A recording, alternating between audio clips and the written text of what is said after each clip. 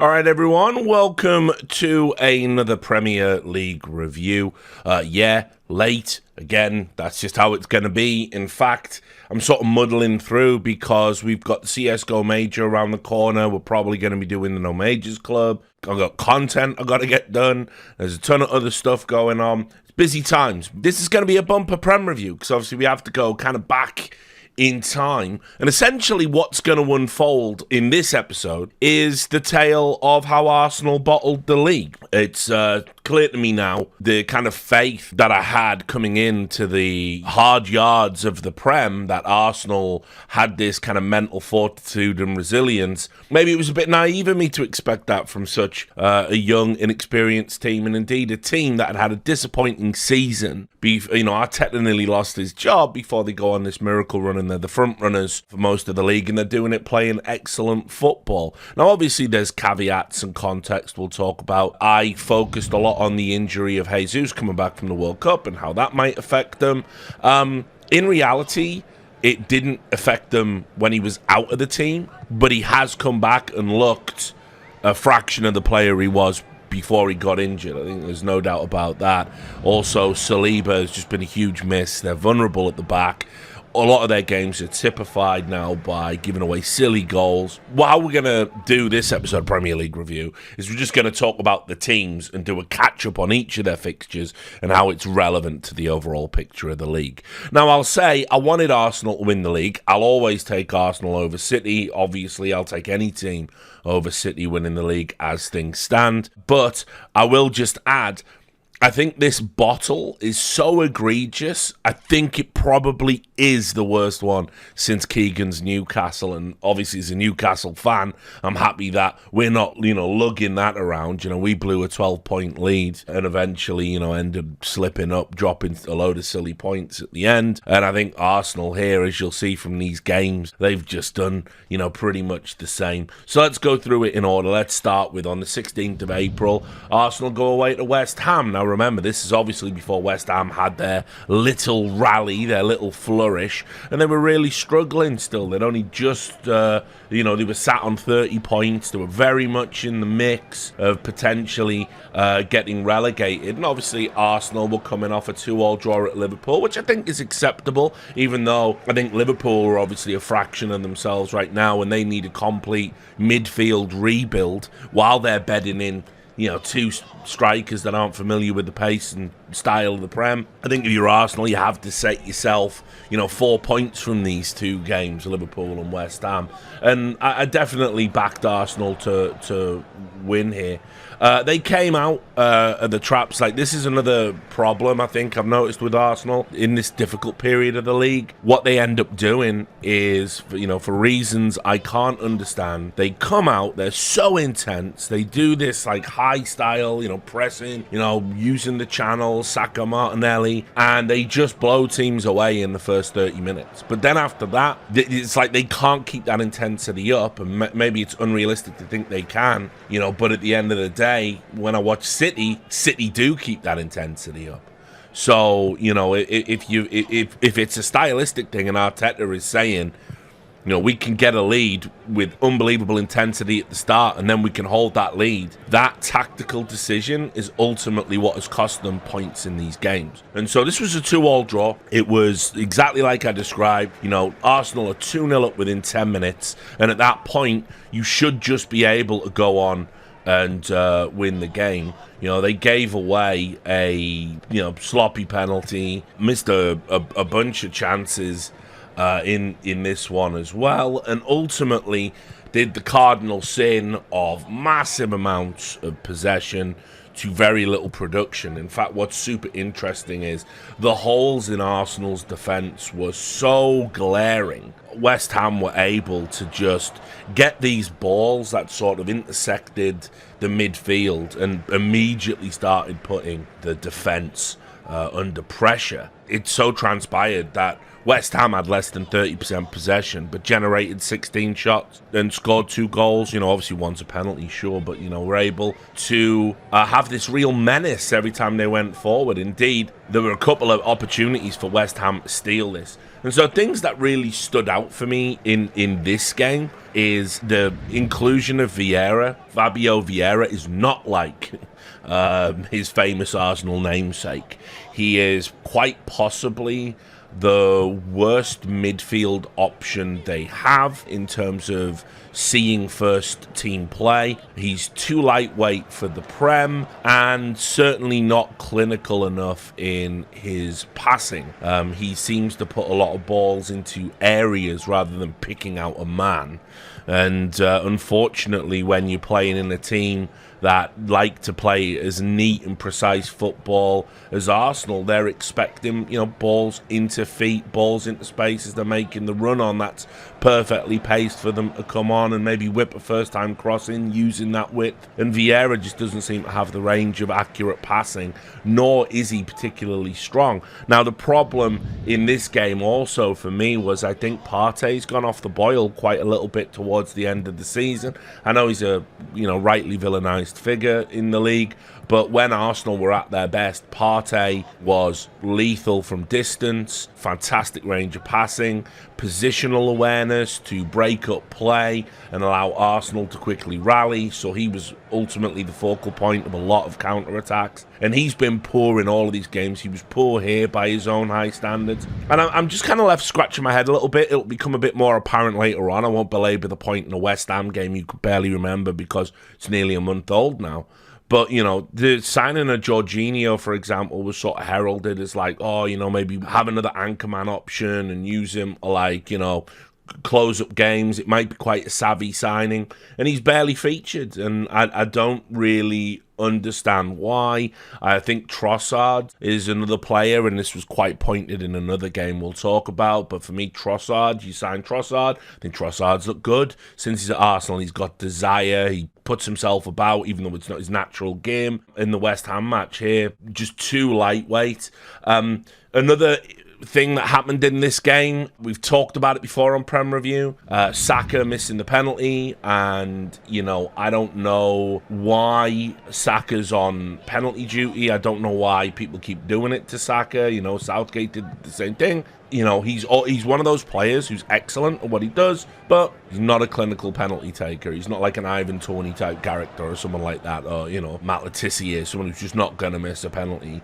He's now got a couple of high-profile misses. This is crucial within the context of the season. It was 2-1. If you put the penalty away, they got 3-1 up. Probably close out the game then. Maybe West Ham get a little bit despondent and their tails aren't up. Because what was wild about West Ham was this was probably like Bowen got the second goal, but I mean in terms of his effort and energy, like Bowen, like the annoying thing about this West Ham team is everybody that you expected to be good for the course of the season has really turned it on as we're coming into the home straight, and they're looking to stay up, and people are looking to maybe get moves away, like Declan Rice, who still a fraud for me. You're never going to change my mind on that one. But on top of that, as I said, multiple times, Antonio's been absent for most of the season, and then maybe the last 5 games or so he's really stepped up his individual level of performances. His contract's coming up. Ben Rama, been West Ham's best player probably all season for me. I think he's very underrated. Paqueta has been playing very well as well. So, it's like when I did my original prediction, I had West Ham much higher up in the league. Souček and Declan Rice, just players that, they are quality. But something's gone very wrong with West Ham. I expect Moyes to leave at the end of the season still. But anyway, this was a good point, and that this has been the tale of West Ham. They actually aren't going away early now. They're not capitulating. They are coming out swinging, and they took points off Arsenal here when probably it shouldn't have happened. But this is the criminal one. They then go to Southampton, right? Someone even put in the comment on the YouTube video, Southampton's got to be a win, lol, because that's what I said. And it just, it should have been a win for Southampton. That's the madness of it all. I want to say a lot of people have been full of praise for Ramsdale. Great shot stopper, but he's made a couple of high-profile mistakes. You think about the North London derby. You think about this, he gave away a goal in the first minute, essentially, trying to be too cute and play his way out of the back when there was no need to do it at the start of the game. And he's had a couple of mistakes. I know it's tough being a keeper, your mistakes always get highlighted, blah, blah, blah, blah, blah. But this is a 3-3 game. This is another 2 points dropped for Arsenal. I'm sorry, I said they went to Southampton. Actually, it was a home game, so it's even more criminal. You could see in the stands there was this crazy atmosphere immediately from the first minute, where the fans, Arsenal fans, they are about as fair weather as it's going to get in the league. Remember, they were all screaming Arteta out not that long ago, and now they want him to have a fucking contract for life and saying he's the new Wenger, you know. And maybe there'll be a loud vocal section that'll turn around and say they bottled the league and maybe Arteta's got to go again. You never know which way they're going to go. They seem to lurch between unreal level of expectation and entitlement and then, you know, absolute maximum despondency when, of course, things aren't that bad. You know, like when they were getting top 4 Champions League every season, they said it wasn't good enough. You know, Arsenal fans, what are you going to do? But anyway, this game is criminal for me. It was a criminal bottle job, and you could see immediately that Arsenal didn't have a plan B going into this game. They went 1 goal behind, then they went 2 goals behind, another one from Walcott. So keep in mind, while they're doing this, there's no difference in the opener from Arsenal, except they've made 2 uncharacteristic mistakes that have gifted Southampton relatively easy goals. They're still pressing, and so they've come out and not blown Southampton away. They still played the exact same style. They're still using the width. They're still using the flanks. And you got to hand it to Southampton. You know, like Alcaraz in particular was just like playing on another planet. This is like the best Walcott played in ages, you know, typical to turn up. But Arsenal did make it easy for them because they had a very readable style of play. And obviously, when we get to the City game, you know, Pep Guardiola fucking did a number on Arteta as well. Basically, this idea that, you know, yes, we're playing this midfield where, you know, we've got Odegaard. He's the guy who's going to run through the centre. He's the guy who's going to make the plays through the centre. You might have a striker doing a hold-up. But ultimately, the game plan is get it wide and get it to Martinelli and get it to Saka, and things happen. And Southampton were just able to largely shut that down in the very early stages. Now, what's crazy is they get a 3rd goal, Southampton, in like the 65th minute or something. You think, okay, that's it, it's done. Southampton are going to hold on. But Arsenal incredibly rallied. Odegaard gets a goal, Saka gets a goal. They nearly steal it right at the end. And again, I'm just going to point out that I thought one of the other issues here was the inclusion of Vieira and not the inclusion of, say, Trossard. I understand. We said all this year, you know, Arsenal, they got a thin squad, they got a thin squad, they got a thin squad. But when you got a thin squad, you have got to understand who's the best personnel for the job. And unfortunately, you know, Vieira just wasn't at the races at all. He was the worst player on the park today. It's probably true for the West Ham game as well. I don't know what Arteta sees in him or saw in him over this game. Meanwhile, you know, someone like Trossard champing at the bit to get into the team. I just think if you start a game with Trossard, you probably end up with a much more dynamic midfield with more options through the middle, and you know, more accurate passing in general, and you end up to, you know, create more chances early on. I mean, the stats for this game are a disgrace. You know, it's 25 shots from Arsenal, only 6 on target, but 3 goals, but 75% possession. And, you know, it's another game they've dominated and only drew. So one of the things about the Prem is it's the draws that kill you. A lot of people come away having salvaged a point, thinking it's like a good thing. But very often it's like, if you get a run of draws, you're better off going a bit more hard in some of those games and losing them, because then if you win one, well, you know, let's say you play 3 games, 3 draws is the same as 1 win. It's the same as losing twice and winning once, which on paper feels worse, looks worse. Perhaps even some pundits will tell you it's worse, but it's not worse. It's objectively not, especially if somehow you turn two of those draws that maybe you're holding on to for this fictitious illusion of the benefit of a point. Sometimes it's better to just go hard and try and win the game. They did do that here to their credit, but they only really got going once Vieira went off the pitch, and they only really got going when things looked at their darkest, when it really looked like, the title had gone. Southampton fans were completely deriding them. Obviously, they got a bit of just desserts for that one. It was just embarrassing. I thought as well, and this is like another little thing I just want to talk about, Zinchenko was sort of highlighted as like a pretty good signing, which I agreed with. I thought that was a bit of a master stroke. I think he's kind of gone off the boil a little bit in some of these games as well. He's had a couple of like high-profile defensive lapses. One such was here. And they've been using him kind of in that left back area. And, he's been caught out a few times with overlapping runs. What was happening earlier on in the season was, he would be there in like a back three and be on that left side. When they were in possession, he'd push up and come into the midfield. And that seems to be happening sort of less and less, or with less kind of precision. And Arsenal were just a mess here. Like Southampton, the table don't lie about where they're at in the league. They have been the worst team this season. It's been all downhill from Hasenhüttl. The Nathan Jones appointment just killed any chance they had of staying up in the league. The players are already thinking about like, well, I'm not going to be in the Championship, and you can tell who gives a shit and who doesn't, and who's going to be there and who isn't.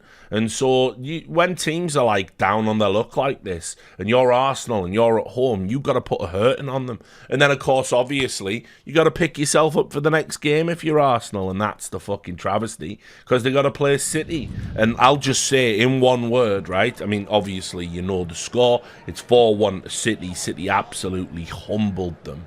I want to say, though, that at the end of the day, this is, in a word, just about the press. This is a tactical masterclass from Pep Guardiola. This is just incredible tactical acumen. He knows how Arsenal are going to play, what they're going to want to do, what their game plan's going to be, and they know how City are going to play.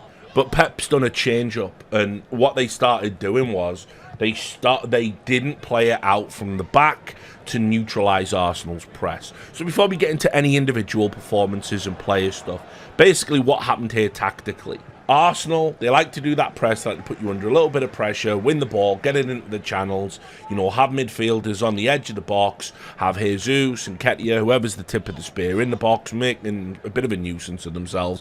And when you've got wingers that can both cut inside from the flanks, it's going to create chaos, it's going to create gaps, it's going to create opportunities.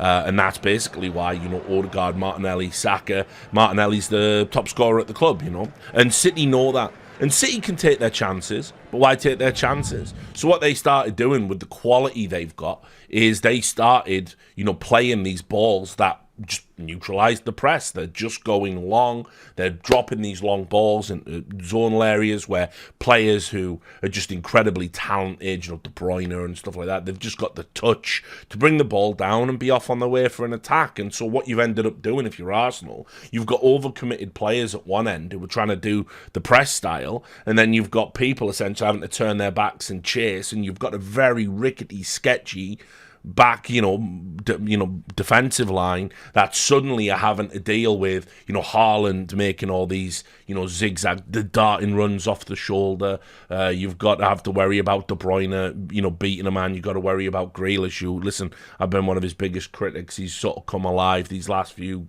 games, and you can see he's learning and improving, and power to him for doing so. He's, listening to Pep. Who truly, I don't know how anyone could watch this game, by the way, and make out that Pep is a fraud and not a tactical genius, because he made Arsenal look so ordinary in this game, and Arteta had nothing. I mean, like, there was no adjustment they could make. I'd like to see the stat to how many times Arsenal have been kept to under 50% possession this season. I bet it's not many. Man City did it here, did it with aplomb. They dominated everything. Every time they had a shot, it was on target. I also just want to say as well, again, just highlight the Ramsdale thing. I noticed in the press he didn't get a lot of criticism for this, so I'm just going to say that De Bruyne goal, 7 minutes in, which just sets the tone for the game.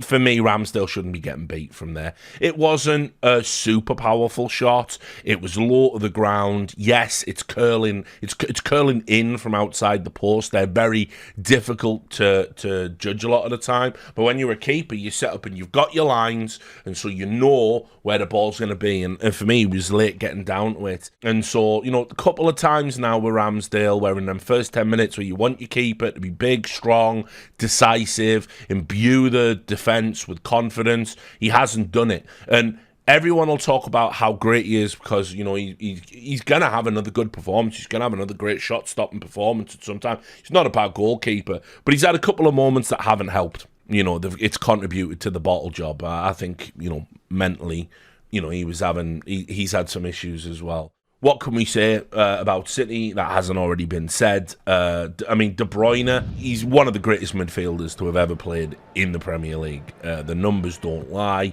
He's got the sheer volume of assists he has in the quickest amount of time. It's something like 180 or something. It's mental. He scores goals. He's up for every big game. He has energy, tenacity. He can beat people. He has an amazing first touch. He has an incredible range of passing, shoot from distance. It was ridiculous. And De Bruyne was just head and shoulders just on his own planet in this game, which is crazy. I think this is a game where Saka never really got going, and Martinelli, never got going, and it was just, Odegaard never got going. It was like De Bruyne just absolutely dominated in the midfield. I want to say as well, I thought Grealish had a great game, not a great game, I should say, but a very solid game. His performances have been really good in terms of giving City that option down the left that maybe, I thought he was a bit of a one-trick pony. He's going to show you, but you know which way he's always going to go. He's been coming, cutting back inside a lot more. He's been, really utilising a good bit of trickery. He's got a much better range of passing now. And I think Grealish has been not living up to the price tag, so still don't think he's a £100 million player, but he's definitely had some good, really solid performances in big games for City. I also think as well, Pep can feel totally justified. There was a bit of a mid-season malaise at City. There were some players that certainly weren't fully focused on the task and weren't playing the way that, Pep wanted them to play, and were, perhaps being a bit vocal in the changing room. He's got rid of them. He's done everything completely the way he needed to do to get a great team that's been playing from behind, lost some games, chasing a title. And I can't see City losing another game this season. I really can't. I think they're just so good now, and they understand that, all the fight has dissipated out of Arsenal. And this game, they just got to do it directly. It got petulant at the end. There was Arsenal were throwing their toys out the pram a little bit, which is just pathetic. Where's your fight against West Ham? Where's your fight against Southampton? Where's your fight against Liverpool? You wouldn't even need to worry about winning this game if you'd just gone and done the business. And they've had a little bit of that about them this season, particularly Arteta. Arteta's a young manager, so he still remembers what it's like to be out there in them games, doesn't he? He's made a bit of a cunt of himself. But City here were just lights out. Amazing. They're going to be worthy winners of the Prem. I've got no doubt in my mind about it. Obviously Haaland as well, just breaking records. I think, he's just going to get 50, 60 goals this season. It's just mental, actually, to think about what a clinical striker he is. But forget that, because headlines are one thing. This is all about De Bruyne. Even if Haaland did get some assists, and sure, he can also be a hold-up man if it's required. So, City just destroyed Arsenal, and this was the game really where, you knew it was over for them. What I thought was super weird was Arteta did this thing. He did this interview. Again, just pathetic, I thought. I got to be honest. when he was asked about it after they got battered by City. He said the title race isn't over, and the nicest part of the season is to come. And it's like, I just don't even understand. Like, they were at the top of the league for 247 days, and City were only number one for less than 20 days. So that's how far ahead they've been for all of the season. So no, the nicest part of the season isn't to come. In fact, in many ways, the worst part of the season is yet to come, because you're going to be given a second fucking place medal, and you're going to have to watch City lifting the trophy on television.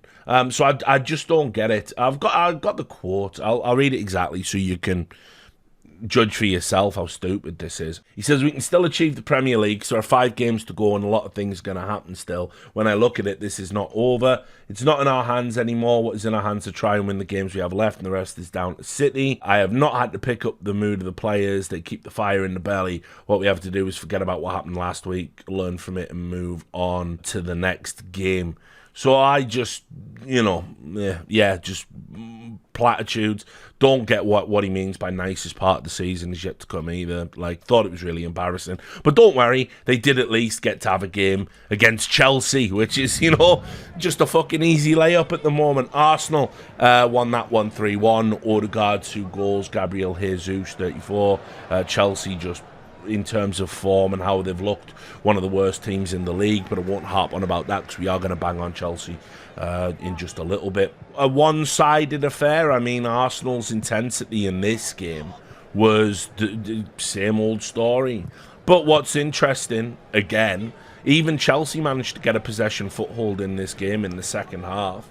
And you sort of have to wonder a little bit about Arsenal. They didn't really dominate as much as they did. They got ahead early. It could have been 5-0 at half-time. You probably heard the famous clip of Jamie Carragher going, it's like training for Arsenal, this, It was ridiculous. And for Chelsea, it's now 6 straight losses under Frank Lampard, who, let's just say it once and for all, one of the biggest managerial failures now. I'll save it for the Chelsea segment. But yeah, Arsenal did get a 3-1 here against Chelsea. This could have been a tricky game for them, but I guess obviously no one had banked on the Todd Boehly sensation and turning Chelsea into one of the fucking most embarrassing teams in world football. Just crazy. Chelsea at 12th in the table at the time they were playing this game. But Arsenal did get something too little, too late. We should, talk about City a little bit, just quickly, because I think we all know we're going to be talking about City come the end of the season. Man City had to play West Ham, and unlike Arsenal, when they play West Ham, City, they started out slow, but then they got their goal. They did all their work in the second half. It's 0-0 at half-time. You go, ooh, okay.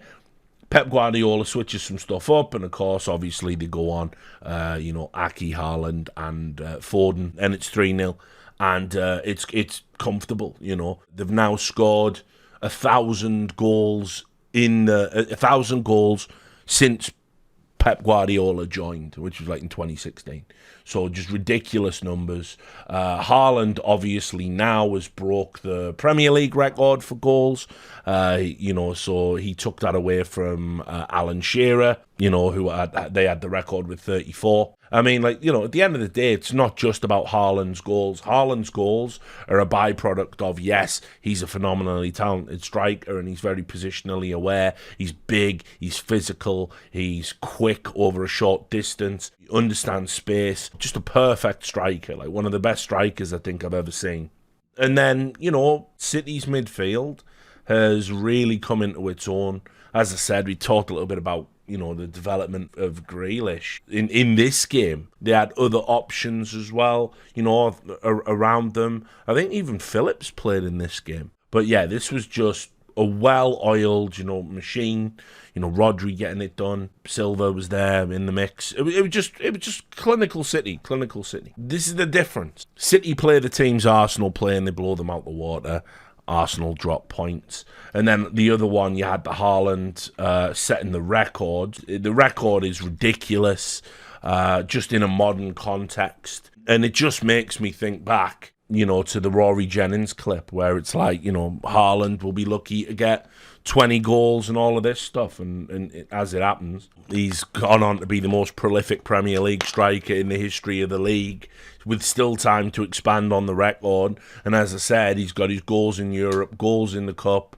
It's just been ridiculous. Listen, Dixie Dean's record seems to be unassailable if you just think about it contextually, but who knows? Like, if any, this is the most likely you're ever likely to see it broken in the modern era. I'll just read you some of the reactions to the record since we're talking about Haaland here. Like, gathered some of these quotes up. Obviously, Shiro held the record, said couldn't have wanted it to go to a nicer guy. It's only taken 28 years. God, time flies, don't I feel old? He's the best. Micah Richards as well said, like, what he's done in his debut season's absolutely breathtaking, which it is. Kevin Campbell, former Everton guy, was on BBC Radio 5. The missing piece to what Pep Guardiola is trying to do. And obviously, the big thing now is, with the league pretty much all but wrapped up, can they get a Champions League with them? Now, this isn't Champions League review. I don't talk about that stuff. I feel they've definitely got a chance. And then at that point, if you don't put Pep Guardiola in the pantheon of great managers, I think you're a fucking fool. That's the final thing. He's got to get done with City. So, but look, at the end of the day, there's nothing you can say about City that hasn't been said. Haaland's just been the wild card that they needed, a very, very special player. So let's talk about Tottenham. Tottenham, not a very special team. They were in disarray back on the 23rd of April. Newcastle United came, they had to go to Tyneside, and Newcastle United absolutely beasted them. Now, I want to say, obviously I watched this game in its entirety. I don't think the first 30 minutes of this game from Tottenham Hotspur, I don't think there's been a worse defensive performance in the Prem. It was crazy. We ripped them apart. It's just basic football. Like, we weren't we're trying to play with a bit more intensity now. Like, Eddie Howe, still a great shout for Manager of the Year for me, and not just saying it, but he understands how to play a more modern style. And remember, this team isn't a million miles from the one that Bruce had in the fucking relegation zone. We're playing like that very continental style, that high press, that up tempo, using the channels. Now, we're not playing it as well as City, we're not playing it as well as Arsenal, but I have come to sort of feel, on the basis of what we're doing, particularly with the squad we're doing it with, I've come to feel that actually Newcastle are good value for third in the league. United are decent, but they're a bit wobbly. Tottenham are an embarrassment right now. I mean, this result, 6-1, obviously would go on to, cost Stellini his job. And I'll also just say, you can't play this bad as a professional football team unless you're really trying. And I just think, in the Conte aftermath, I think there was clearly something wrong there. I don't think Stellini was ever the man for the job, but he was just a caretaker. You were still looking. I don't know why you have to make a big song and dance about this result and fire him, but we'll talk about it. But this was just spineless. The players just gave up. You're down a goal after 2 minutes. It's got to be a reaction. You're down, 3 inside of 10 minutes. I mean, it's ridiculous. And, you can say Newcastle are good. We're good. But, I mean, not that good. Few teams are that good. But where we just won this game, hands down, was just, we had just the midfield was just too much for Tottenham. And I want to say, I've said all this year, Tottenham's problem is the midfield. It's just the midfield, because if they're not in an attacking position and they're not using Kulishevsky, everyone else is a joke. I mean, look, the Richarlison signing's going to go down as one of the worst bits of business in Premier League history for me. You're talking 60, 70 mil. He's only just got a goal in the Prem. He was meant to be your, kind of third forward. And you could have rebuilt your midfield for that and probably got a top 4 spot, honestly, if you were Tottenham. But also as well, I think like Stellini, he struck me as too laid back, way too chill. Didn't seem to inspire the troops particularly well. You can number 2s very often don't make great number 1s. Go look at Brian Kidd, part of that fantastic Ferguson era United dynasty, but never really a good manager in his own right. Tottenham got just demolished. here, and it was an absolute, just nightmare for them. Newcastle, Guimaraes, Willock, Joelinton, that midfield absolutely just annihilating people. Isak was something else in this game. Had like the best assist that will never be, 2 goals.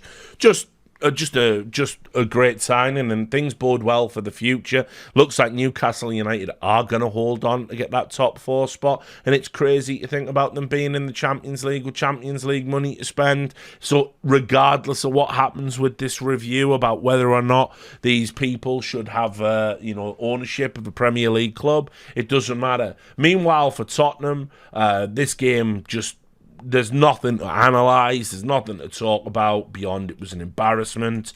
It got Stellini sacked. Stellini's comments after the game were pretty pathetic. The writing was on the wall, and managers just don't help themselves when they say like silly things. Stellini said it went so badly because we were not prepared enough to play an important match. It's your fucking job, mate. It's your job to get people prepared, isn't it? It's like that's like exactly your job. So why weren't they prepared? So essentially, without saying it's my fault, you're just telling everyone it's your fault. Then he said, we have a good squad, but today no one showed how good we are. It was my responsibility to decide how we play, and we decided to do it differently because of the injury. It's my responsibility. I took it, and it was wrong. I mean, it wasn't like they were completely decimated or anything. They still had, like, key players available. Once we changed the system, we played better. So he's talking about in-game, scored and showed fight. It's very difficult to understand why the first 25 minutes were so bad. Well, I mean, not really. Like, no one tackles, no accurate passing, no one's breaking up play. You've got to break up play by throwing in a few stupid free kicks and a few stupid fouls. Like, you have to do it. If you're under the cosh, but nobody did it. Nobody stepped up. Nobody took responsibility. And Tottenham, for the first 30 minutes of that game, may as well have been a set of static training cones. Like, Newcastle could do anything they want with the ball. And I don't know what that is. That's not even tactical. It might show that maybe the players don't understand what's going on tactically. But yeah, utterly ridiculous. And so, 4 games, I think it was, he's had in total, and Stellini just gone. At the end of the day, if you're the manager, you're accountable, but they're out there trying to get a new manager. And I think things are very bad for Tottenham. I have to say it. After Stellini went, the players did bounce back. There was a 2-2 draw after this against Man United.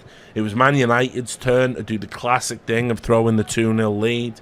They're ahead, Sancho, Rashford, and Tottenham got back into it. Unlikely goal scorer in the form of Porro, and then Son with a goal, and then they nearly stole it and won 3-2. And overall, it was a very even game. United obviously the strongest team in the first half, Tottenham the strongest team in the second half. Couple of things to just highlight though. You have got to get Højbjerg out of this club. He's not fit to wear the shirt, and he acts like he's Captain Fantastic, like he acts like he's Roy Keane on the pitch, but he doesn't fucking play like Roy Keane. He points at people, he calls out other players' mistakes, he makes a ton every game. He's not good enough, he doesn't look like Premier League quality to me, certainly not chasing a top 4 spot Premier League quality, and he was diabolical in this game. He was absolutely diabolical. I have no patience for this, and I can't imagine he's a good presence in the dressing room if that's how he behaves on the field. It's one thing to be a natural leader, but you earn that by setting an example, and Højbjerg is an example of an egotistical player without any real warrant for that ego. I'll also say I think Dyer has started living up to his name a little bit with his performances. I was willing to give him the benefit of the doubt when he came back into the team, but he's had a number of high-profile mistakes. And look, yeah, he's under more pressure as a defender because the midfield in Tottenham's midfield does nothing. So he's not getting protection. But if you're presented with an opportunity for a mistake every game, and you make that mistake every game, then, that is on you ultimately. He's not like Harry Maguire levels of unsalvageable, but he was a big factor. United were able to exploit him in this game as well with some, one-on-ones, and they never really got a handle on Rashford. Sancho's coming back into the team now and starting to look like a player again. So while it's a good point for Tottenham, especially within the context of their hunting for fourth in the league, which there's no chance of them getting that now, they weren't good enough, and United probably can feel a bit aggrieved that they threw this one. Obviously, they go to Liverpool. This game was insane. This game, just one of the games of the season, out of nowhere. Liverpool, 2-0 up within... Stop me if you've heard this one about Tottenham. 2-0 up within 5 minutes. And you're like, wow, Liverpool are just going to blow them out of the water. They get 3-0 up by 15 minutes. So it's just a run back of the Newcastle game. But then Tottenham this time were able to get back into it. They had, Kane. He's always going to get his goal in a game of football. Son gets his goal. All right, now we're poised. What's going to happen here? Richarlison equalises late. So it's 3-3. Richarlison's first goal, I think. First Premier League goal since the signing. And everyone's like, oh, wow, okay, yeah, wow, what a time for him to come up with it. Wow, what a great game, what a great point, blah, blah. By the way, this would have done absolutely nothing for both teams. It would have just been, oh, okay, so United just are fourth in the league then. And it would have really harmed them in terms of the European spots, where Villa and Brighton now breathing down the neck. Tottenham can throw away a game even when there's no time left. And Jota gets basically some crazy late winner. Just really, really embarrassing for Tottenham overall. There was some argument about, because they've got Ryan Mason's took over again. He's like the go-to guy in the back room whenever they need an interim manager. I think there was a little bit of frustration because they felt Jota could have been sent off. There was a high foot, could have had a red card, but that didn't pan out, and so they were, feeling a bit aggrieved. And then just to cap it off, after that loss, they had the news Lloris is definitely not coming back this season. And just to sort of wrap up a little bit about my thoughts about Tottenham, I think they've got all sorts of problems for next year. They're going to struggle to attract a truly top-class manager, I think. There was talk about them maybe going with Pochettino again. That's probably not going to happen. I think I saw Luis Enrique maybe linked as well. It's going to be tough. They're not going to hold on to Harry Kane. Harry Kane's going to go. He's not going to sit around not playing Champions League football, especially not after the promises Levy made. He's gone.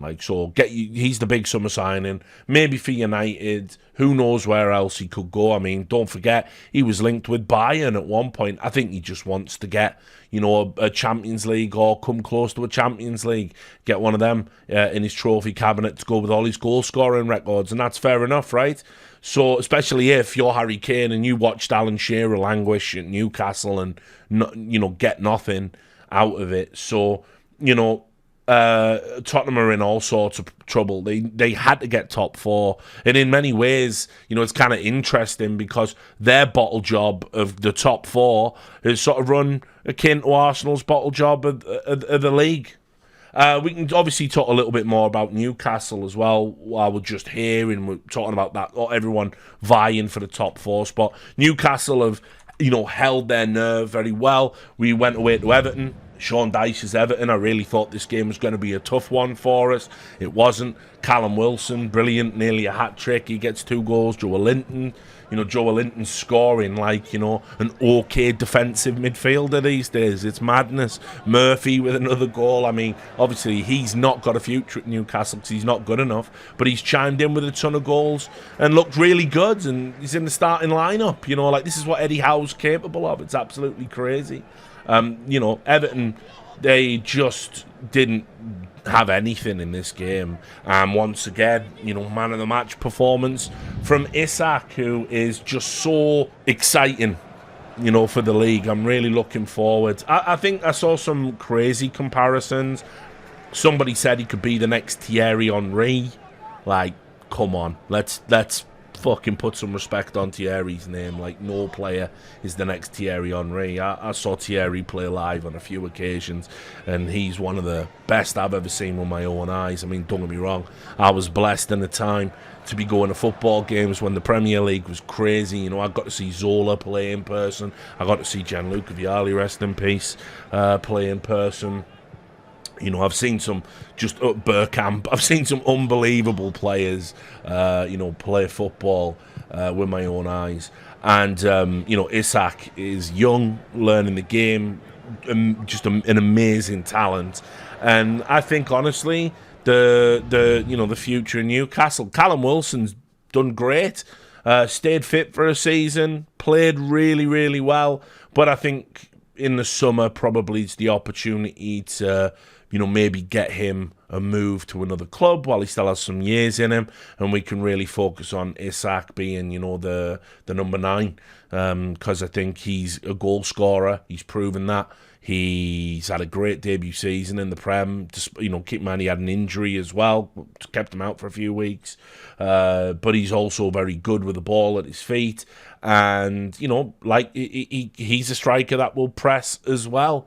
So, Callum Wilson's a bit of an anachronism for me. He's like a sort of more typical number 9. I don't really, I think he's been a good servant to Newcastle, but at the end of the day, for me, we can probably sell him and get a little bit of money for him and just keep Isak. But this was just too easy. Sean Dyche said he was majorly concerned going into the end of the season. I totally get it, totally understand it. We then followed that up by showing Arsenal how it's done against Southampton. We had to go and play them.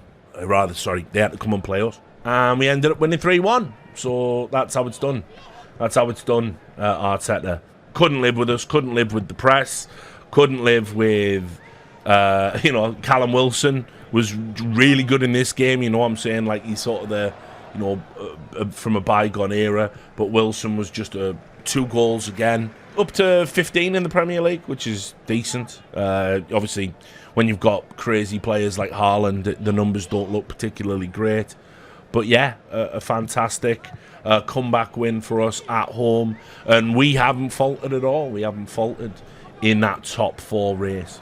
And just to talk about Newcastle's future a little bit more as well, since we've already tapped on some signings there.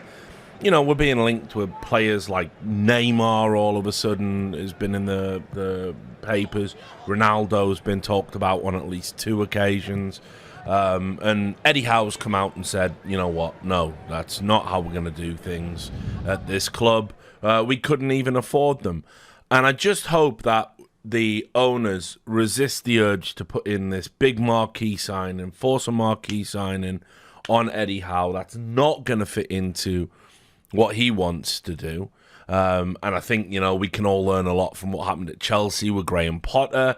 This idea of like owners wanting big names associated with the club because it's their toy and maybe it's going to bring in some sponsors and extra media interest and maybe get some more TV rights or whatever the fuck. For me, I think Newcastle as a club wants to basically keep sticking to its policy at the moment, which is scout intelligently, try and buy for the future, and develop players that can play in this Eddie Howe system he's trying to implement, which slowly, over the course of the season, it's become, more and more apparent what we're trying to do and how we're trying to play this, better style of football. Gary Neville on Sky Sports was given all this, oh, wow, if they sign Neymar, I'd be terrified of them. I wouldn't. It would almost smack of a desperation effort, I mean, he's such a petulant player, and I can't imagine he would have any respect for Eddie Howe or anyone at the Newcastle squad, having played with the types of players he's had. I think he would just be a disruptive element. So I hope Newcastle sort of stay the course. Top 4 does look to be all but guaranteed at this stage, barring some sort of, disaster, incredible run, from United and Liverpool. Again, Eddie Howe, as I said, probably up there for manager of the year. Now, we'll talk about Man United as well, obviously in the hunt for that top 4. And I'm kind of perplexed because I've seen a lot of negativity coming from United fans at the moment, which It's weird, honestly. I don't think they... I think the people being critical of Ten Hag because they've had these wobbles we're going to talk about, I really don't think they understand the full gravity of the situation. Ten Hag obviously came into this club. We all know that the fans don't fuck with the ownership, don't fuck with the Glazers. We know that we had that European, Super League drama. There's also been questions around the spending and the commitment to the club, which I honestly think are a little bit delusional. I think the Glazers have put money into the club. I just don't think it's been spent particularly well. But that's another topic entirely. But, when I was doing my previews for the season, I said it. I said, look, Ten Hag is going to do very well to get top four with United. And honestly, if he sticks with Maguire and sticks with Ronaldo, they'd be lucky to get top 8. Those players are just so toxic and poisonous and honestly comically inept in a lot of ways. So Ten Hag having the balls to fix those problems has been a real huge step in the right direction. Now on top of that, he's won the League Cup. It's not great silverware, but it is silverware. It's the trophy for United, first in a while. And yes, wobbles notwithstanding, they should be able to get top 4. I mean, Liverpool are having this late resurgence, but it's in United's hands. It's in their destiny, and you have to think that Ten Hag is going to be able to ride out the ship. That would be my read on it. I don't think it's going to be classic. I don't think it's going to be spectacular. Obviously, they've still got another cup to play for. I don't think they're going to win it, but the bottom line is I think United have had a really good season, and I think it's this vestiges of the old ways and the old success at United that is making these fans critical. I mean, right now, Ten Hag has been talking about he doesn't know what's going to happen with the ownership. He doesn't know what's going to happen with the spending. Obviously, right now, United is a club that's up for sale. There's talks about the Qataris potentially coming in. We don't know if the Premier League's going to advocate for that because they're getting a lot of criticism for advocating for the Newcastle Saudi Arabian Public Investment Fund purchase. And so whoever's going to take over, it's one thing's for sure, Glazers aren't going to put money into this club. And I think Ten Hag has been quite, savvy in he's brought in signings that can do a job. I mean, no one's going to remember Weghorst as a great United player, even if he works really, really hard for the team. And I'd still pick him over Martial. I don't think I've seen Martial break a sweat for United this year. And, at the end of the day, that air around a club is always going to be disruptive. Players don't know what their future looks like.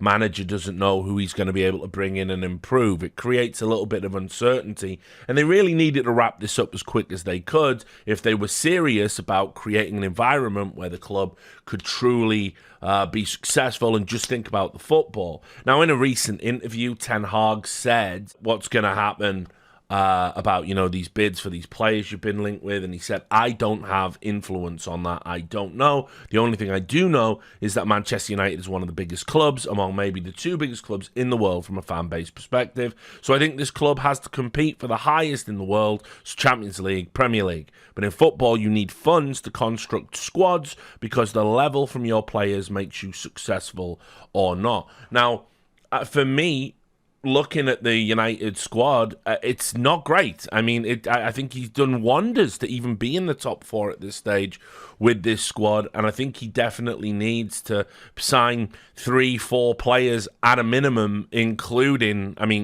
maximum priority, a number 9, someone that can play up there with Rashford in the channel and, maybe Anthony somewhere in there. I don't think Anthony's been a great signing, even though he was Ten Hag's man. I mean, basically, Casemiro, by contrast, is one of the signings of the season.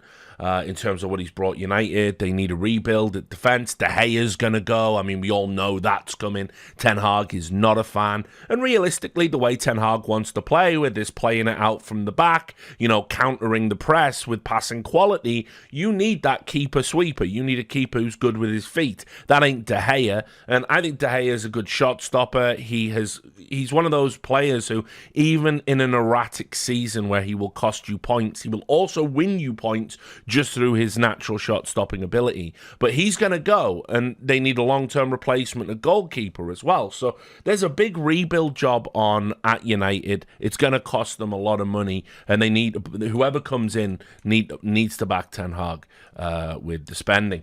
Their results on the field, they had a very narrow win over Aston Villa, which is actually better than it sounds. You know, yes, it's at home. Yes, it's Old Trafford.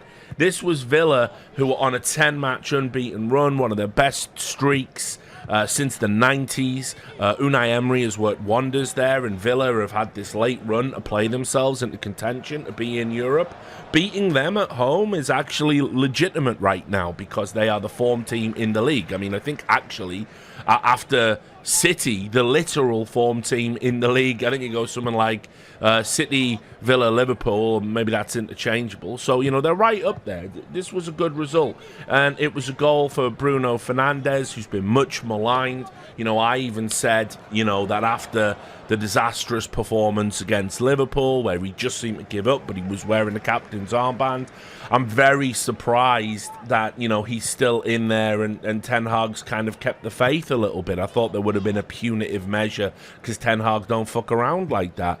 But I guess it's also a testament to how thin the squad is overall. Like, you can't really leave Fernandes out, unfortunately, because of his goal threat. And this goal to get this 1-0 win over Villa, it was his 11th of the season. You know, Fernandes is always going to be chipping in and getting those goals. But just to underline what I was talking about earlier, the difference here, it's about Casemiro in midfield. This is the difference, essentially, between, you know, Villa and United. I mean, Casemiro, who I think got back from his suspension, just put in sort of defensive masterclass and really stopped the Villa midfield that, you know, with McKinn in there and, you know, like just Buendia in there, they've been, and Douglas Luiz to a lesser extent, they've been causing people problems in these games. Casemiro is just the ultimate destroyer and the ultimate distributor, and he was sort of, you know, the main focal point from all the plays as they were coming out. It wasn't classic United by any stretch of the imagination, but, you know, they had pretty good production, a decent amount of possession. You know, Eriksen and Sabitzer both made contributions. Sabitzer, obviously, their loan signing. And they did enough to win this game, even though maybe Villa felt they could have had a result out of this one. You know, I think Lindelof had a good block late on to stop a shot. I think McGinn had a decent effort, but ultimately, you know, you would look at this game and say, I think Villa only managed a single shot actually on target. Their defence did pretty well, and this result, not a classic by any stretch of the imagination, but a well-deserved win against tough opposition. Now, the game itself was obscured by all these protests about the Glazer family. They're wanting them to sell and fuck off, you know, real quick. And while Ten Hag obviously can't be drawn on this and give an opinion, I'm absolutely certain he would agree. He wants to get on with the next stage of the United job, and the next stage is shaking hands with the new owners and saying, I need 5 players, will you bankroll that? So, you know, the Villa result was a decent one, all things considered. Less so was, of course, their late loss against Brighton, which was 1-0 to Brighton, but with a 99th minute penalty. One of those kind of results that typified United in the 90s happening to United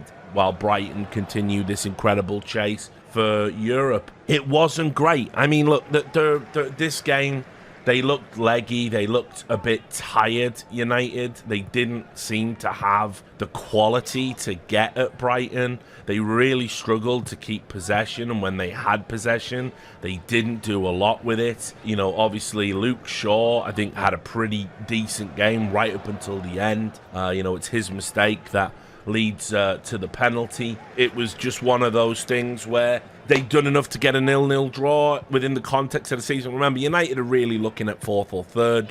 That's it for them. A point would have actually been pretty big, you know, especially that the game had gone so late and it was a late error. Now, in the post-match interview, Ten Hag did something he doesn't do a lot of. He talked about luck and how they felt they were a bit unlucky But yeah, I don't know. I mean, like, you got to hand it to Brighton. Brighton really were dogged, determined. They were the better team in this game over the, full time. Brighton are like that. They don't give up. I mean, De Zerbi has got them playing this brand of football where it's like, listen, the midfield is going to fucking hurt you.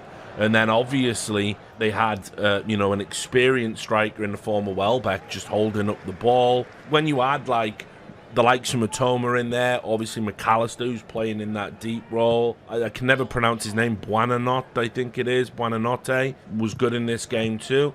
They keep the ball and they keep you under pressure and they keep you on the back foot. And they did that really, really well here. I mean, if you want to talk about just how neutralized they were, Martial and Anthony sort of just did nothing in this game. I mean, really, the outlet, the one sort of attacking outlet, was Rashford. I mean, which has been one of the problems United have had this season, that if you can shut down Rashford, you can by and large shut down United. And that's because they need one or two of the players just in the attacking options to really, change that dynamic. Also, as well, I get the criticisms. I saw the statistic that now this means Ten Hag lost more games this season than Ole Gunnar Solskjaer lost in his previous 2 seasons, not combined, just in each of those seasons. 17 games where they've had a few draws as well, and I think they've lost like 7, 8 matches, and it's tough, it hasn't been great down the hard yards for United. They're not a great squad, they're a thin squad. They've got a lot of options, but just not a lot of quality. It's very hard to make changes week to week when you've got midweek games to really keep the quality of the squad up. And they eked their way into the FA Cup final again, over Brighton on penalties. And they're doing what they can, United, to kind of try and stay relevant when you've got all these tired players, want-away players, and players that just aren't good enough for the United shirt. So the United faithful do, for me, have to keep the faith with Ten Hag. Context matters. I still think they'll creep in at 4th, but Liverpool are going to give them a good run, and that in itself is sort of a crazy story that's emerged out of nowhere. I think if you get to the end and United get top 4 and a League Cup, that's amazing. That's one of the managerial performances of the season, all things considered.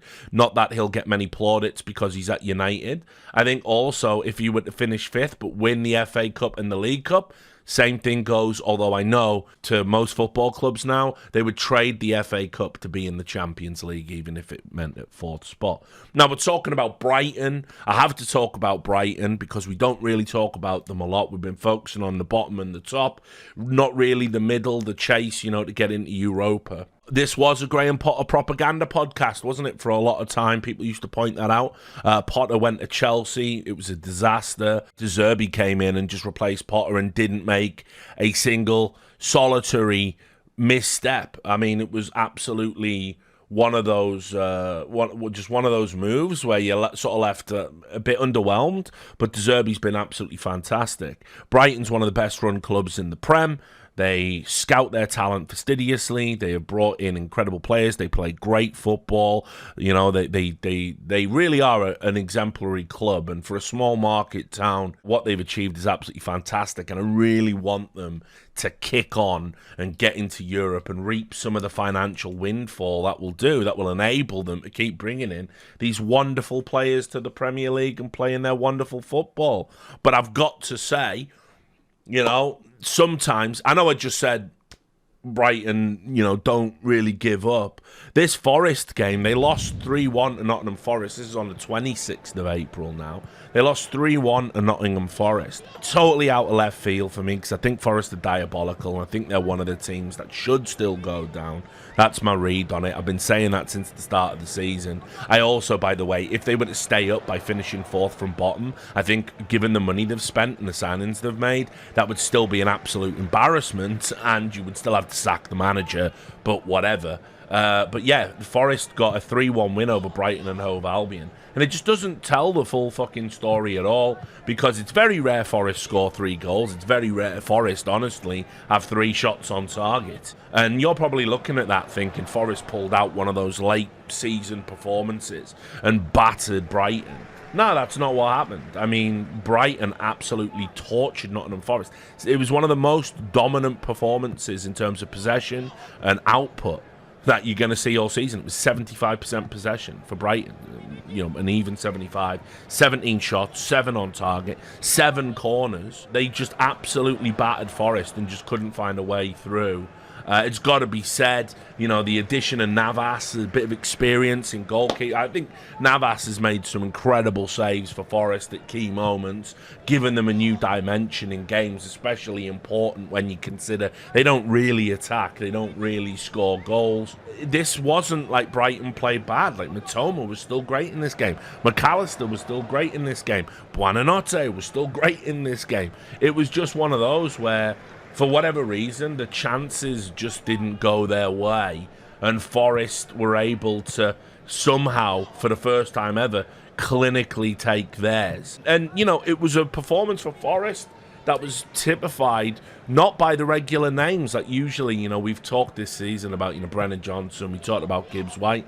No, actually, they had very, very quiet games. They didn't do particularly well here. Navas made some great saves. He was obviously one of the standouts. But, it was Tofolo was probably the best player for Forest. Maybe AU. This was like one of Forest's. It was still a terrible performance, but it was just Forest's most clinical performance of the season, probably. And a late penalty added a cherry on the top that maybe shouldn't have been there. Maybe 2-1 is a more accurate reflection on what went on. But what's good about Brighton is when something like that happens, you do get a reaction. Brighton probably humiliated Wolves, who themselves are having a resurgence under Lopetegui, 6-0. I mean, this is on the 29th April, so 3 days later. It's absolute crazy result. Probably out of, I said that Tottenham's performance for the first 30 minutes was one of the worst defensive performances I'd seen in the Prem all season. This is just the worst all-round performance in the Prem probably all season. This was just shocking. This was Wolves, I don't know, no one was chasing the ball, no one was closing anything down, weren't interested in possession, they were giving the ball away in the back, they couldn't, the keeper couldn't even pass the ball to his defenders. It wasn't even the usual suspects for Brighton here, although they all played a part. Welbeck got 2 goals. I have to say just a little bit about Welbeck. I always felt super sorry for this guy, because he got injured at a key time in his career, and it really dogged him and plagued him, and he was destined to go on do better things, I think. Sometimes it just pans out like that, but I've always loved his attitude, and since he joined Brighton, which if you remember when he joined Brighton, this was meant to be like the end of the story for Welbeck. It was like an embarrassing sort of it is only Brighton, they got us. No, Welbeck's like you said, what he does incredibly well is he leads the line. I mean, he's very happy to be that kind of guy who, I'll hold the ball up, I'll lay it off. Okay, there's no one with me, I'll take it wide and buy, time for the team. And when he gets an opportunity to shoot, yeah, sure, he'll shoot, and he's got a little bit of quality about him. And he got 2 goals here, 2 very well taken goals. And, I'm just happy that he's had this run where he stayed injury-free, because he definitely deserves this, and he's another reason why I kind of fuck with Brighton, because his attitude sort of typifies what it is to be a Brighton player, that, you slot into this team, and everyone works so hard for each other around you, and in a selfless way, and it's not about reputations, and it's not about ego, and you end up producing, great team performances like this one. Gross, he's been great all season, another 2 goals. And, unbelievably embarrassing for Wolves, because, Wolves, this isn't Wolves. I mean, Wolves under Lopetegui look so different to when they sacked Lager. Bruno Lager. The Wolves were, if you remember, they were at the bottom of the Prem. They had 10 points when he got sacked, and since they made that managerial change, Wolves have kicked up into mid-table, and they look threatening, and they're still doing it without a striker, a real striker. I mean, Costa is still getting a game. We all know he's not going to be there next season. They really, they'll make 1 or 2 signings. They won't keep Neves. I think that's the reality. This was just, Jose Sarr, the keeper, he's got to absolutely have a long, hard look at himself. But this was just a complete capitulation from Wolves, and Brighton able to take advantage and boost their goal difference, you know, in that search, you know, for Europe. When you think back to where Brighton is, right, you might remember this. I made this point when they got robbed in that Tottenham game and they should have had a penalty and the fucking refs just absolutely embarrassed themselves, right? Brighton could already be, you know, just kicking it back and enjoying almost certainly guaranteed European football if the fucking dog shit referees in this league actually did their job properly. And I'm just going to remind you, Professional Game Match Officials Limited group admitted that in that 2-1 defeat to Spurs when Matoma got brought down in the box by Højbjerg of all people, they admitted that it was a mistake. They admitted that, you know, they should have had a penalty, despite the fact that Stuart Atwell fucking said no, and the VAR official said no. And this is like the story of the season here. Brighton have been wrecked all season. Brighton have had just nothing from the refs this season. It's been absolutely crazy. You know, you've had, if you remember, all the VAR decisions that went against Brighton. Your VAR coming in to rule out, you know, goals. There was the incident where they had Crystal Palace game where Brighton, you know, this is in February, Brighton basically won a game. The ref came in, VAR said that it was offside, and they drew the line from the wrong fucking player. So that's just fuck you, I guess. There was a blatant red card when they played Liverpool. That was it. That was in the FA Cup, so we won't talk about that. The bottom line is the refs have given this small club absolutely nothing all season. Almost deliberately, you would think at this point, because it just is that's just how the Premier League works. If you're a big team, you do get the rub of the green. And I'm just sick of dickheads who say stuff like it levels out over the course of the season. How does it level out? Why would it? Why would it level out over the course of the season? What cosmic law is enforcing that? No, Brighton have been absolutely robbed this season. And if Brighton don't get European football and can point to, we should have had a point there, we should have had 3 points there, then they should absolutely feel aggrieved. And, you know, look, for me, I think you should be able to take legal action. Like, I think it's a joke that in the VAR era, people are still getting things this wrong, like drawing a line from a wrong player to not give an offside decision. Those people should be fired, you know, and if you're not going to fire those people and you're essentially saying, yeah, all right, we're happy to stand by incompetence that costs you tens of millions of pounds, get ready for a lawsuit, motherfucker. Something's got to change because the refereeing in this league remains a joke, even when the football is the best out of any league in the world. Let's move on to Chelsea. Definitely not in the hunt for Europe. And I will credit the Chelsea fans. They've developed gallows humours, the gammon bastards that they are. They sort of are rightfully embarrassed and very self-aware about what's going on at the club. And the bottom line is, you know, it was all over for them the minute they appointed Frank Lampard. I just don't even know what that was. Well, I do know what it was. I've got a working theory here. When Todd Bowley, I should say, fucking appointed Frank Lampard, right?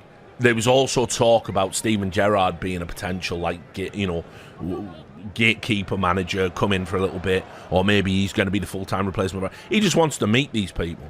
This is how he meets people, and it's ridiculous. Frank Lampard is a joke. I mean, the reason Everton are in the position they are is like Frank Lampard was averaging like 0.7 points a game in his time at Everton.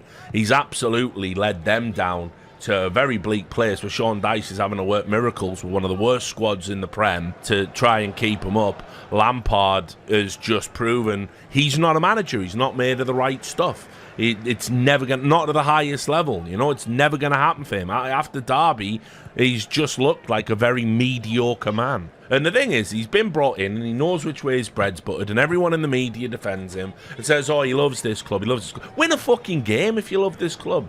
Win a game. Inspire the troops, win a game. But, you know, he's doing these interviews, and think about it, they've spent 600 mil on players this season, And what does Lampard say after they get dominated by Arsenal? He says, we need to take small steps. Small steps, like spending 600 mil and buying, 10 midfielders and no strikers, and you can't even defend, let alone score. And then he goes, but fans might not want to hear that. He went on to say, to be clear, I know the fans care.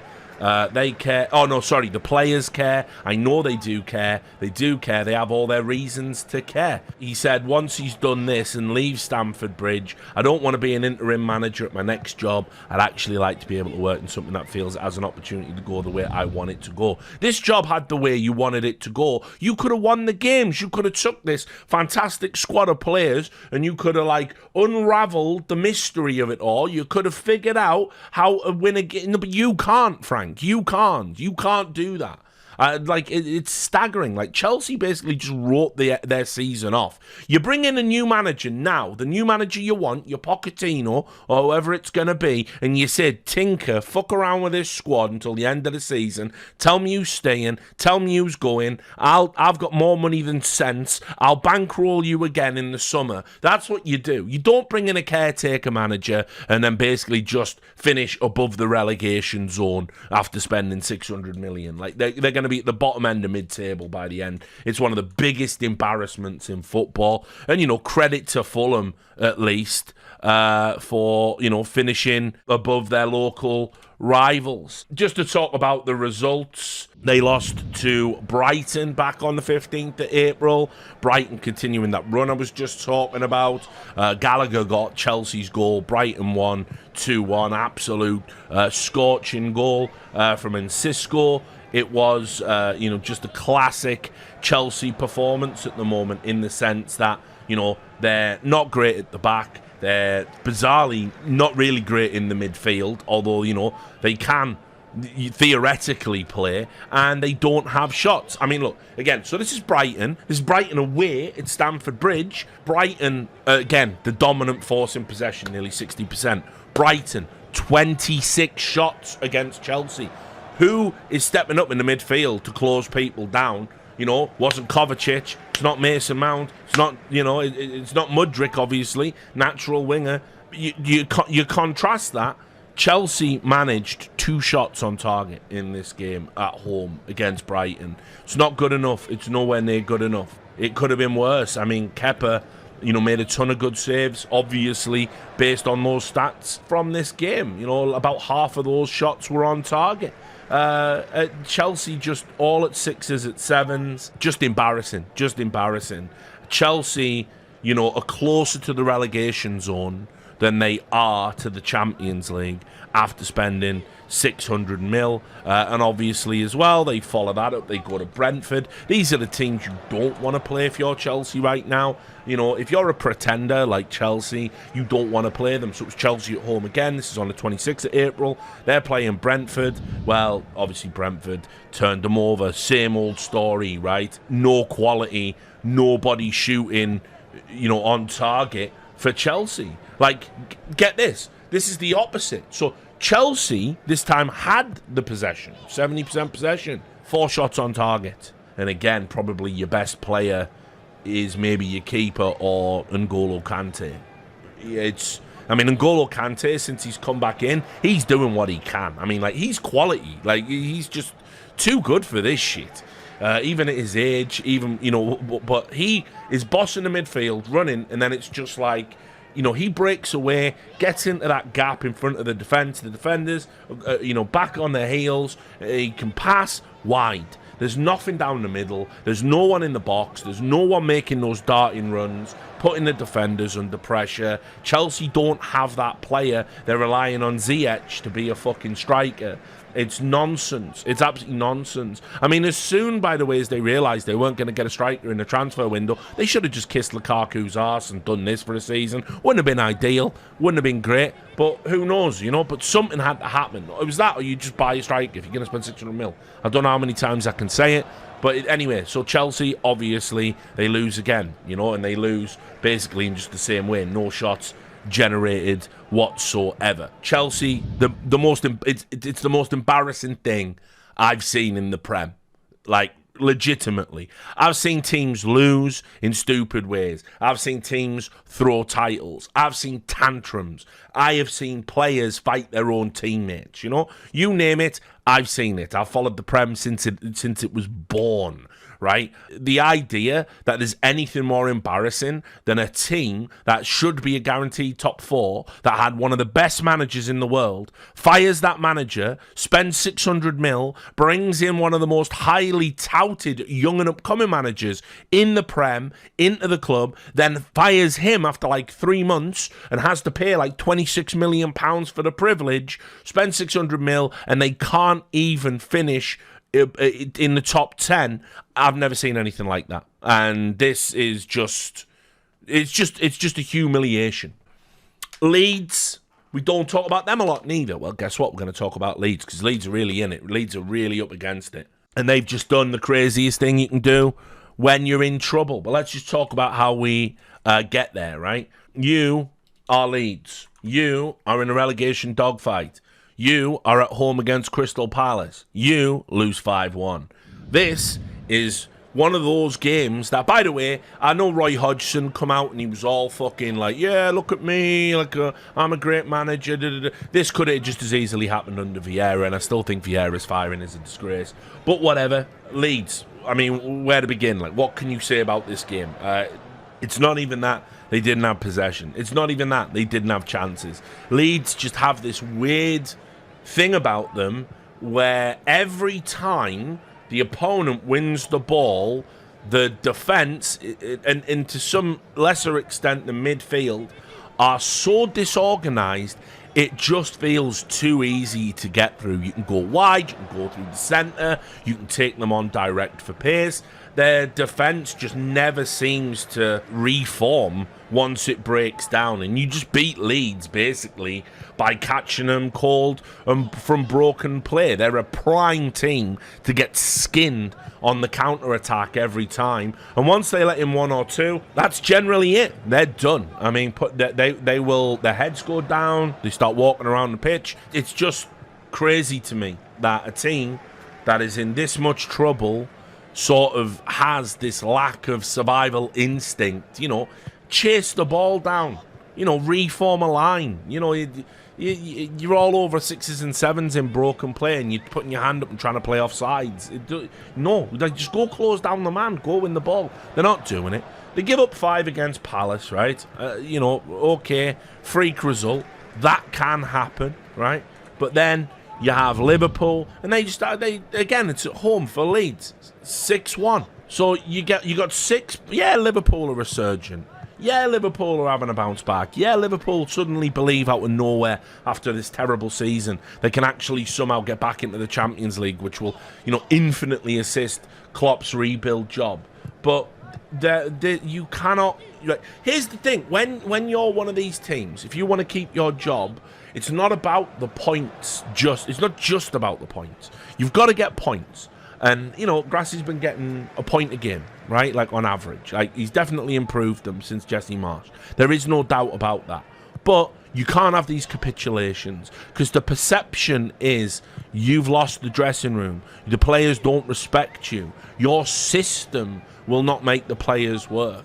You know, and it's why we had to sack the Tottenham gaffer. It's, you know, these are the results that kill you. You know, Scott Parker at the start of the season, you know, anybody can get dinged up by Liverpool, right? But if you get dinged up too much and then you come out and you go, oh, well, you know, what do you expect? We're only Bournemouth. You're fucking fired, Scott, mate. That's how it works. And these managers, like, basically, once you get into that position where you can tell it's going to be a hammering and you see player heads go down, you can make more subs now in the Prem than ever. You got to get people on the pitch that want to play for a position, want to play for a game. You got to make changes. You got to find the people that are going to dig deep. And yes, the game is over, but let's keep it to 3-1, not 6, especially when we lost 5-1, you know, before. There's just none of that from Leeds, and it's crazy because I still believe they've got a pretty good quality squad. Then Bournemouth come around. I mean, you know, I haven't got time to talk about Bournemouth too much, but let's just say Bournemouth have done an amazing job under O'Neill, since he come in. Looked like they were going to get sucked into it, looked like they were going to go down. That's not happening now. They're 100% staying up. They have too many points. I think this win over Leeds puts them on 39. So fantastic for them, and some some big name players like really stepped up in these last few matches, like Solanke, for example, to basically deliver performances when they needed it. So another season of Bournemouth in the Prem, everyone's favourites to get relegated. That's a great story. Leeds, though, again, 4-1. This is Bournemouth. Yeah, you're away. Yeah, you're on the road. 4-1. So you've had a 5-1, a 6-1, and a 4-1. How would you expect to keep your job after that? And it's the same old story. Bamford gets a goal and everything else is shit. With the squad you've got with Harrison, Gnonto, Sinisterra, like Rodrigo. What the fuck is going on at Leeds? It's not good enough. So obviously he got sacked, right?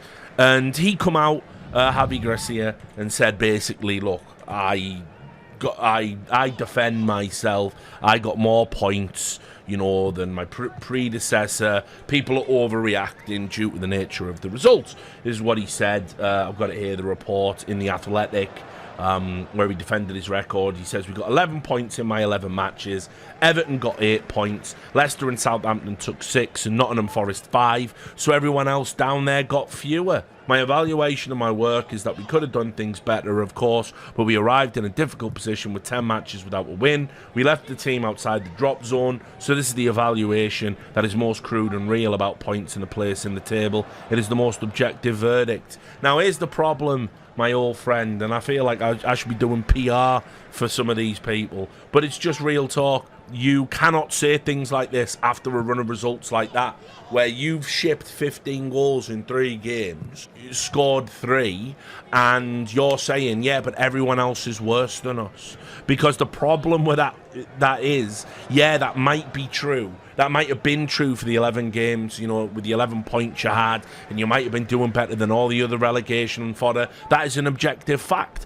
But the reality is there are games left to play, and you are hemorrhaging goals, and your players look defeated, and you already look relegated. You cannot come out and say, hey, we're doing shit, but everyone else is shitter, so we should be all right. Fans don't want to hear that. Your board especially doesn't want to hear that. And guess who else doesn't want to hear it? The players you have to fucking motivate to go out there on a Saturday to go and fight hard and get you enough points to stay up. And as I said months ago, you're probably going to see a team stay up with something like really low, like 32, 33 points. It's going to be one of the lowest ever points tally seasons because Southampton have been so bad. And just in general, those teams down the bottom have been so bad. The idea that, 34 even is just going to be like the promised land, and you're on 30 with 3 games, whatever it is now, 4 games left of the season. It's crazy that you're talking like this. You should be saying this isn't good enough. Rock it up the arse for all the players. They don't want to be on the pitch. I'll bring on players who do want to be on. We're going to work on this in training. You say all the same shit you have to say. Now, I'll just add on top of that, any club that is going to replace a manager with Sam Allardyce, 68-year-old Sam Allardyce, that fat fucking fraud, you deserve what you get, and I hope Leeds are down now. Because Sam Allardyce, people don't realise who Sam Allardyce is. One of the biggest frauds ever in fucking football. I know he was a dickhead when he was at our club. He's been a dickhead ever since. He's had a chip on his shoulder when he was at Bolton and got them into Europe, playing Football Manager, signing everyone on a free transfer, including like Jardel when he was like 60 fucking stone and had tits and was running around the pitch in a triple XL t-shirt that was too small for him, and they had to put him on the Atkins diet because he was the absolute man at Porto. Unbelievable record in the Champions League for goals. But Allardyce didn't even look at this player before he signed him. He is a clown. He has got one style of football, right? It's an anachronism. It's got no place in the modern game now. It is a throwback. He was playing like 80s football in the 90s. you know. And so anyway, he comes in, he does his manager interview, and he says, like, listen, I'll just read it to you. I'm 68, but there's nobody ahead of me in football terms. Not Pep, not Klopp, not Arteta, right? And here's the thing, a lot of people are saying, oh, he's just joking around, that's just Sam Allardyce. Well, let me tell you, he's got previous with this. He's an absolute delusional cunt. I will draw your attention to a report in 2010 when Allardyce said he would win titles if he was at a big club. I'll read you this report. Allardyce said, I'm not suited to Bolton or Blackburn. He's exactly suited to that. But anyway, I would be more suited to Inter Milan or Real Madrid. It would be a problem to me to go and manage those clubs because I would win the double or the league every time. Give me Manchester United or Chelsea and I would do the same. It wouldn't be a problem. It's not where I'm suited to. It's just where I've been for most of the time. It's not a problem to take me into the higher reaches of the Champions League or Premier League and will make my job a lot easier in winning it. So that was 2010. Right? And what ended up happening was after that, right, people rightly laughed at him because it's the most fucking farcical thing you could ever say. I would win the double every year if I was at a big club. I mean, just imagine the hubris of that. Imagine what you have to think of, your own fucked up, overly protracted level of self-worth to say that, right? And then, you know, all the great managers that couldn't do that down the years. Like, not even Ferguson would have said that. But anyway, he then turned around and said that comment was tongue-in-cheek and journalists don't understand jokes. But then, you see, in 2012, and unfortunately I'll have to quote you from the Daily Star, he said, and this is the quote again, I won't ever be going to a top 4 club. I think we'll leave it there. The answer is because I'm not called Allardyce, just Allardyce. I understand what I can do. I understand my ability as a manager, and I just do my job to the best of my ability wherever I work. So again, it's implying because he's not a foreign manager, he doesn't get the respect he deserves. Again, fuck all, just a clown, right? And then he said it again in 2019. He said it again. He said, if I was called Allardyce, I could have managed Manchester United. And he says he can win trophies with anyone. Well, this guy is a fucking mess. This guy's a mess. And what's really funny is he would actually fit in with Italian football because, as we know from the 2016 English football scandal, he is, of course, impossibly fucking corrupt. Leeds appointing him. You've signed your death warrant. He's just there for a paycheck. He doesn't give a fuck. He certainly doesn't give a fuck about Leeds. It's one of the worst appointments you could have made. And he'll probably be managing you in the Championship next season. And then to wrap it up, because we're down there talking about the relegation dogfight, Everton, will the Brexit ball be enough? Well, we know we've seen the average points improve under Dyche. As I said, it's gone from like 0.7 under Lampard during his tenure at Everton to about 1 point, 1.1 points, something like that under Dyche. But I got to say, he's leaving it late. And I have been a bit disappointed, honestly, with what Dyche brought to the table.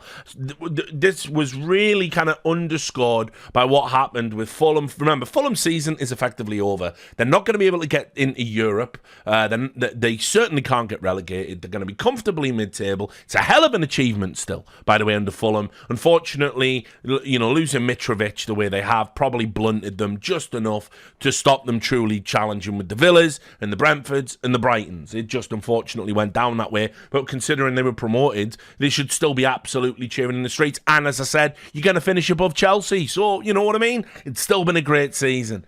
But Everton, just like Fulham, walk around them in this game, and this has been my worry with Everton, that there are a couple of players who will bleed for the cause. And listen, I'll tell you they are. They're a Warby, they're McNeil, Pickford's doing well. I still think he's a prat, but whatever. Tarkovsky. It's a real shame because, you know, this Everton's a great club. It really is a great club. You know, if you're as old as me, you remember the tail end of the glory days at Everton, the true glory days, but they've always been a great club with a very clear identity and a continuity there. And I think in Sean Dyche, they've got a great manager for the future. But it would be so sad to see this club go down and then have to do that rebuild. And I was so convinced how when Dyche came in, he was going to keep him up. But when you're shipping 3 goals against a Fulham, and they're showing more desire than you, that's just a shame. And, you know, I'm a little bit worried. A little bit worried. Obviously, Newcastle turned them over as well, which we talked about earlier. And then came the Leicester game, which was one of the televised games, Everton-Leicester. So I settled down into the fucking Fortress of Dreams and watched this game. It was a clown show. It was one of the just worst games of football in terms of quality. Vastly entertaining as a result. It finished 2-2. Like I say, I was fascinated by this because there was so much going on. Like, you've got a penalty that was missed literally just before half-time. That was wild. But before even Maddison misses that penalty for Leicester, Calvert-Lewin had a penalty within 15 minutes, puts it away. He then should have had a hat-trick by 25 minutes. He missed like an open goal. He missed a one-on-one. And the thing that pissed me off, and would piss me off if I was an Everton fan, Calvert-Lewin, when he was walking off at half-time, he was just laughing and joking with Maddison. Like, just laughing. All smiles. What is there to fucking smile about, mate? What is there to smile about, given the situation that Everton had? And on top of that, Seamus Coleman, who hasn't, I think he missed a few games, actually. He comes back in. You know, Seamus Coleman, he's obviously fucking Everton through and through. And I think it's been, you know, he's going to be a big miss. He gets injured as well. It looked pretty bad. Looked like a leg break. I don't know if it's certainly going to be out for the rest of the season, I believe. So Seamus Coleman is out. And your boy Calvert-Lewin's just, yeah, we're in a relegation. I fucking can't stand that guy. I can't stand that guy. You know, you're part of the reason, mate. Like, this game should have been out of sight. Everton should have just blasted City out, but you can't score a goal. And this is when you stay fit. Shocking, embarrassing. And then obviously Leicester, I want to say as well, the atmosphere at this ground, these fans, I hope Leicester don't go down as well. The fans don't deserve it. They've been through so much at the club. You know, death of the owner and the dismantling of the great side. You know, no one should, you know, for winning the Prem, this shouldn't be the price you pay. And one of the all-time great sports stories in any sport, what they achieved. And to see the state of this Leicester squad and how little there are certain players that definitely care and definitely, you know, Vardy cares. He's just not good enough anymore. I want to say when they brought on, I think it was Ndidi, he looked up for it. You know, I think Maddison's up for it, but he's leaving at the end of the season, almost certainly. Sorry, not Ndidi, Daka. Daka came on, he was brilliant. A striker coming back to help his defense. You know, Tielemans is gone. You know, maybe Harvey Barnes sticks around. But, like, the fans just deserve so much better. This was literally like listening to, like, it was like a Champions League game. It was like being in the San Siro. You know, it was ridiculous, the atmosphere. You wouldn't have believed it. And even when Everton were on top, and even when Everton were fucking really putting Leicester under pressure, the fans stayed behind them. They stayed till the end. Their goalkeeper, Everson, made just some unreal saves. Everton probably could have stole this. A draw doesn't really help anyone in this position. And who knows what it's going to mean by the end of the season. One pet peeve I will add, Doucouré in this game for Everton drove me fucking crazy. I don't think I've ever seen that player sprint. And now that I mugged him off, he'll probably go out like next week and fucking score a hat-trick or something ridiculous. But Doucouré just was just jogging everywhere. And there was so many opportunities on the break. This game was end to end. This game was chance after chance after chance. You know, Leicester had like 15 shots. Everton had 23 shots from a Sean Dyche team. You know what I mean? Like, this was just end to end. Complete lack of quality shit show. And it was like, draw doesn't help anyone, but Everton are the ones that come out of it feeling aggrieved for me. So are Everton going to stay up? If they do, it's going to be seat of the pants stuff. I couldn't even predict what's going to happen in the relegation dogfight right now. The relegation fight's probably going to go to the last day, it looks like. You know, with the exception of Southampton, who are down, there's 2 more slots and maybe 4 more teams that to pick from, all on similar points. Believe in Dyche, but man alive, For me, I thought they would have done the West Ham thing and would have been free and clear. So anyway, that is the all-up-to-date Bumper Edition Prem review. There's another one coming. I'm going to record it in a couple of days once the next set of games are finished. So we'll all be up to date going into the season. Probably run a live phone in at some point just to talk about the relegation dogfight and other footballing opinions and whatnot. So keep an eye out for that. As always, thanks for the support. You guys take care of yourself. See you on the next Prem review.